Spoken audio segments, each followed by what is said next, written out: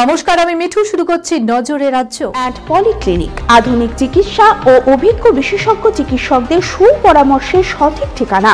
Orthopaedic, general ও laparoscopic surgery, স্ত্রী ও প্রসূতি রোগ, ইউরোলজি, কার্ডিওলজি, নবজাতক ও শিশু রোগ, জেনারেল মেডিসিন, সমস্ত রোগের বিশেষজ্ঞ চিকিৎসক এখানে বসছেন। মল, মূত্র, রক্তের সব রকম পরীক্ষা, এছাড়াও CT scan, digital X-ray, USG, echocardiography, Doppler studies, uroflowmetry, সব রকম ছবি তোলা হয়। বিশদে জানতে ফোন করুন 9883929780 এই নম্বরে। ঠিকানা prime diagnostic and polyclinic, 95 Pilkhana road, Ranibagan, Baharampur, Murshidabad.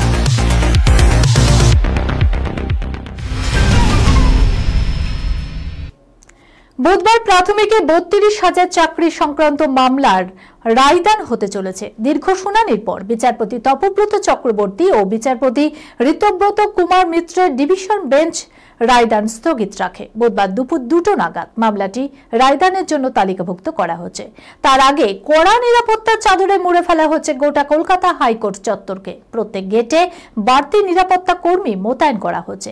রায় ঘিরে যাতে কোনো অপ্রীতিকর ঘটনা না ঘটে সেই জন্য আগে থেকেই সতর্ক কলকাতা পুলিশ। প্রাথমিক শিক্ষক নিয়োগ মামলায় 32,000 শিক্ষক শিক্ষিকার চাকরি বহাল থাকলো। বছর পেরোলে রাজ্যে বিধানসভা নির্বাচন। তার আগে মঙ্গলবার নবান্নে সাংবাদিক বৈঠক করে সরকারের কর্মকাণ্ড তুলে ধরলেন মুখ্যমন্ত্রী মমতা বন্দ্যোপাধ্যায়। 2011 সাল থেকে অর্থাৎ 15 বছরের নানান সরকারি প্রকল্পের মাধ্যমে বিভিন্ন দপ্তরের কাজ কতটা এগিয়েছে রাজ্যে, তাতে রাজ্যবাসী কতটা উপকৃত হয়েছেন সেই তথ্য পরিসংখ্যান জানালেন মুখ্যমন্ত্রী। এর পোশাকি নাম দেয়া হয়েছে উন্নয়নের পাঁচালী। গত 15 বছরের নিরিখে রাজ্যের জিডিপি বৃদ্ধি হয়েছে 4.41 গুণ, কর আদায় 5 গুণ হয়েছে। এছাড়া রাজ্য জুড়ে অসংখ্য ছোট ছোট কর্মসংস্থান ও স্বনির্ভর প্রকল্প হয়েছে, যা পরিসংখ্যানের নিরিখে অত্যন্ত ভালো বলে মনে করা হচ্ছে। মুখ্যমন্ত্রীর কথায় বাংলা এখন সারা দেশের মডেল। ফের টলিপাড়ায় ঘর ভাঙার গুঞ্জন।